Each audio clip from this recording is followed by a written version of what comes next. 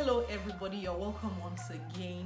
My name is Nike Adekunle and you're welcome to Relationship Unfeigned, where we talk about relationships. So if you're interested in moving your relationship or your marriage from where it is presently to that relationship of your dreams, you are in the right place, because you are going to learn how to work on your relationship to achieve the intimacy that you have always desired. And today we are going to be talking about the cons of allowing third party interventions in your relationship. The last time we spoke about third party interventions, whether it is necessary or not. And if you missed that, I think you would need to look at our previous video to find out what are the kinds of third party interventions that you can have in your relationship.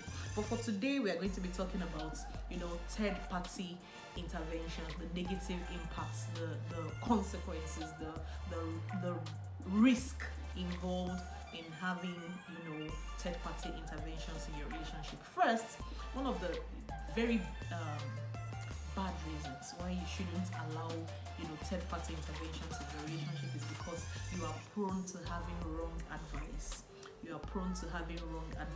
Sometimes people tell you to do what may not be the best option for you.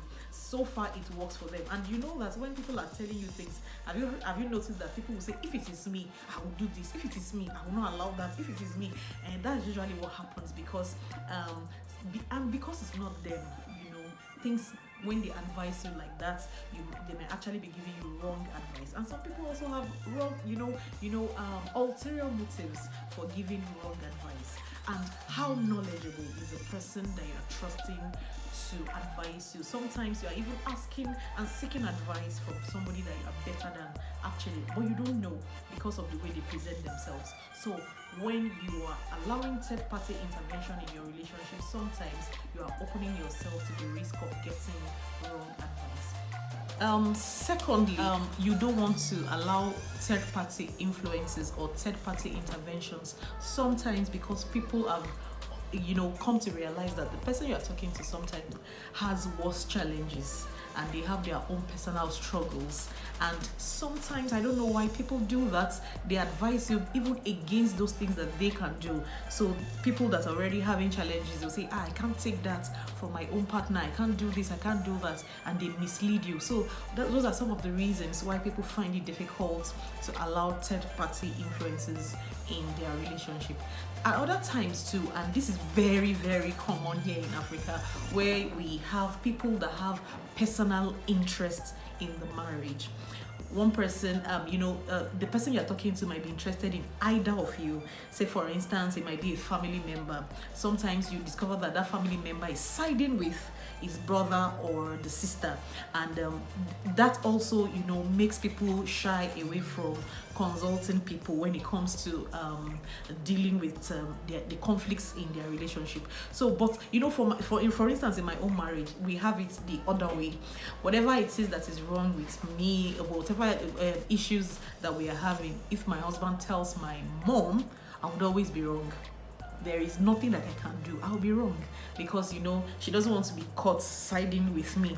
So even if he's wrong, I believe that she will tell him, that is my husband, that is right. So we have such circumstances too, that your family members will not side with you, and it's simply because they just want peace and they just want your relationship or marriage to last. And so that way as well, once somebody has an interest, but the one that hurts the most is when you are speaking to a family member that has the back of the person they love, and no matter what they do, that person is an angel, the person can never do wrong, and they are always siding with the person. It hurts deeply. So when somebody has personal interest in either party, it can be a problem. But irrespective of whatever issues that we've had, sometimes we have people that would counsel you based on their own knowledge and their own experience. And how much do you trust people's experience? How much do you trust their own perspective to life? How much do you trust them, how they are going to advise you? Some people, they've experienced terrible things that, and so when they see whatever you're going through, they just feel like it's a light challenge, it's a little thing, so you should just go and face it, and they think that that's not a problem at all. Just go and face it, go and face it, and they don't even want to check the facts of the story. They just believe that this is not a problem. And you know, or people that don't even have your kind of issues, they believe that you are in hell, just leave that place right now. As I'm speaking to you, just leave that place. So we have a variety of reasons why people don't trust to allow external influences, to allow third-party interventions in their relationship. But I would want to say that your relationship, your marriage is not a secret cult. If you are not careful and you don't allow people to influence you positively, you might be breeding an abusive relationship, because there is nothing that is happening in your relationship that is novel to your relationship. Trust me, things happen, and it happens across board.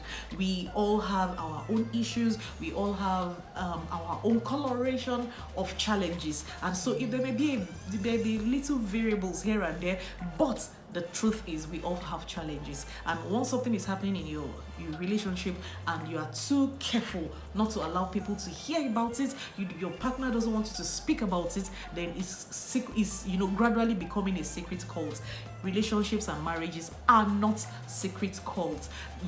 There is nothing that is happening there that people should not hear about. It is okay to compare notes. It is okay to say that this is what is happening, not with the intention. The intention should be right anyway, not with the intention of punishing your partner, not with the intention of making your partner wrong, but just to be sure that I am okay. Because sometimes the things that you think are big deals, by the time you discover that it is general to this world, it is not only me, then you can come to relax and know that it comes with the terrain of marriage throws up such issues. So for me, I would say that third-party intervention is a necessity. Sometimes we need to expose our marriages to other people's opinion, but how do you do that? Then I think in our next video we'll do that, because we have promised not to keep our videos too long. So in the next episode, catch us and watch us do that. So see you next time. Bye.